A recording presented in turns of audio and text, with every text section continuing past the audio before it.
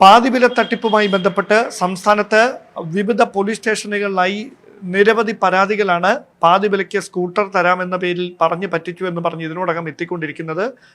ഈ ഘട്ടത്തിൽ തിരുവനന്തപുരത്തും വിവിധ പോലീസ് സ്റ്റേഷനുകളിൽ പോലീസിന് നിരവധി പരാതികൾ ലഭിച്ചു കഴിഞ്ഞു.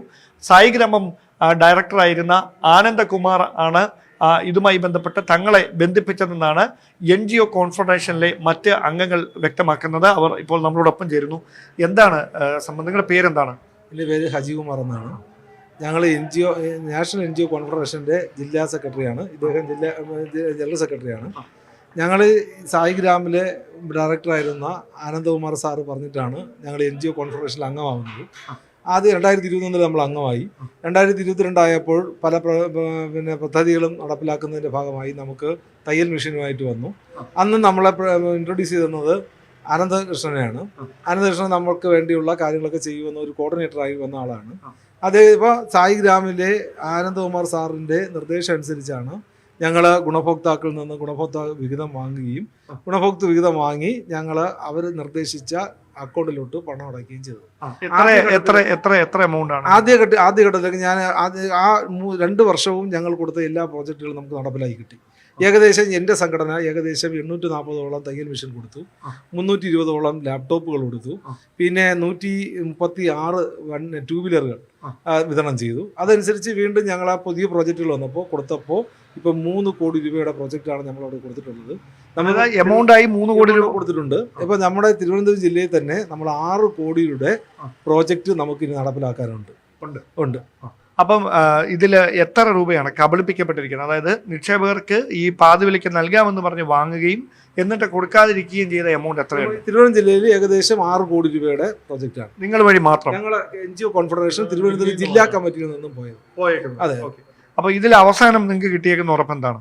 അവസാനം കഴിഞ്ഞ ഈ അനന്തകൃഷ്ണൻ അറസ്റ്റിലാകുന്നതിന് തൊട്ട് മുമ്പ് ലാപ്ടോപ്പുകളെല്ലാം വന്നു.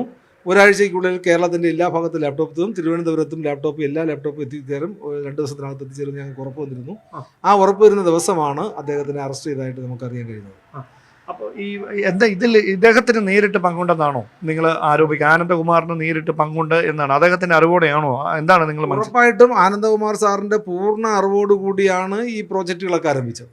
ആനന്ദകുമാർ സാറാണ് നമ്മുടെ എല്ലാ പ്രോജക്റ്റും ഉദ്ഘാടനം ചെയ്യാൻ വന്നത്. പ്രത്യേകിച്ചും തിരുവനന്തപുരത്തെ മുഴുവൻ പ്രോജക്റ്റുകൾ ഉദ്ഘാടനം ചെയ്യാൻ വന്നത് ആനന്ദകുമാർ സാറാണ്.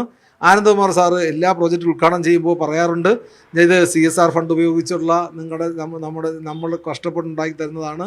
മാർക്കറ്റ് ഇന്നൊവേഷൻ ഫണ്ട് ഇതിനകത്ത് ഉപയോഗിച്ചിട്ടുണ്ട്. ക്രൗഡ് ഫണ്ട് ഇതിനകത്ത് ഞങ്ങൾ ഉപയോഗിച്ചിട്ടുണ്ട്.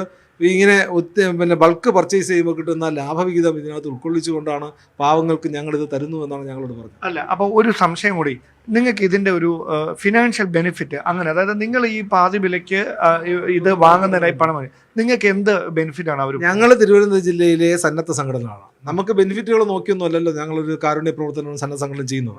പക്ഷേ ഈ സന്നദ്ധ സംഘടന നമ്മൾ ചെയ്യുമ്പോൾ അവർ പറഞ്ഞത്, നിങ്ങൾ എടുക്കുന്ന പ്രോജക്റ്റിൽ ആ പണം അടയ്ക്കുന്നതിൽ നിങ്ങൾക്ക് 2% കമ്മീഷനായിട്ട് നിങ്ങൾക്ക് തരാമെന്ന് ഞങ്ങളോട് പറഞ്ഞിട്ടുണ്ട്. അതായത് ഈ സ്കൂട്ടർ നിങ്ങളല്ല മൊത്തം പ്രൊജക്ടിന്റെയും ഏത് പ്രോജക്ട് എടുത്താലും അതിന്റെ 2% അഡ്മിനിസ്ട്രേറ്റീവ് കോസ്റ്റ് ആയിട്ട്, കമ്മീഷൻ അല്ല, അത് അഡ്മിനിസ്ട്രേറ്റീവ് കോസ്റ്റ് ആയിട്ട് തരാം. ഈ സംഘടനയ്ക്ക് തരാം.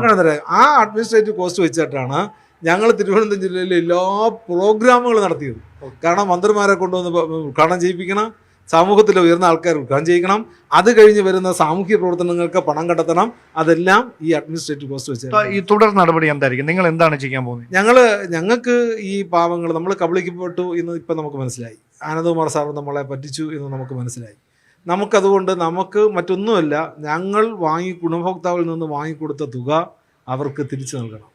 അതിനുവേണ്ടി ഞങ്ങൾ ഒരു കോർഡിനേഷൻ കൂടിയിട്ടുണ്ട്. ഞങ്ങൾ 7 സംഘടനകളും ഞങ്ങൾ ആദ്യം തിരുവനന്തപുരം റൂറൽ SPക്കും സിറ്റി പോലീസ് കമ്മീഷണർക്കും പരാതി നൽകി, DGPക്ക് പരാതി നൽകി, കൺസേൺഡ് സ്റ്റേഷനുകളിൽ നമ്മൾ പരാതി കൊടുക്കുന്നുണ്ട്. ഞങ്ങൾക്ക് ഇത് തിരിച്ചു തരണമെന്നുള്ള ആനന്ദകുമാർ സാറിനെതിരായുള്ള നിയമ നടപടികളെ കുറിച്ച് നമ്മൾ ആലോചിക്കുക. ഇതിൽ ഈ പണം ഏത് അക്കൗണ്ടിലാണ് കൈമാറിയത്? ഒരേ അക്കൗണ്ടിൽ? പണം NGO കോൺഫെഡറേഷൻ നമുക്ക് സർക്കുലറിൽ തരുന്ന അക്കൗണ്ടുകളാണ്. 3 അക്കൗണ്ടുകളാണ് തരുന്നത്. ഒന്ന് പ്രൊഫഷണൽ ഇന്നൊവേഷൻസ് എന്ന് പറയുന്ന ഒരു അക്കൗണ്ട്, സോഷ്യൽ ബി വെഞ്ചേഴ്സ് എന്ന് പറയുന്ന ഒരു account, grass root impact foundation എന്ന അക്കൗണ്ട്. ഈ അക്കൗണ്ടുകളാണ് അവരിൽ നിന്ന് നമുക്ക് ഓരോ പദ്ധതിക്കുമായും അവർ നിർദ്ദേശിക്കുന്നത്. ആ നിർദ്ദേശിക്കുന്ന അക്കൗണ്ടിലോട്ട് നമ്മൾ പണം കൊടുക്കുക. വളരെയധികം നന്ദി പ്രതികരണത്തിന്.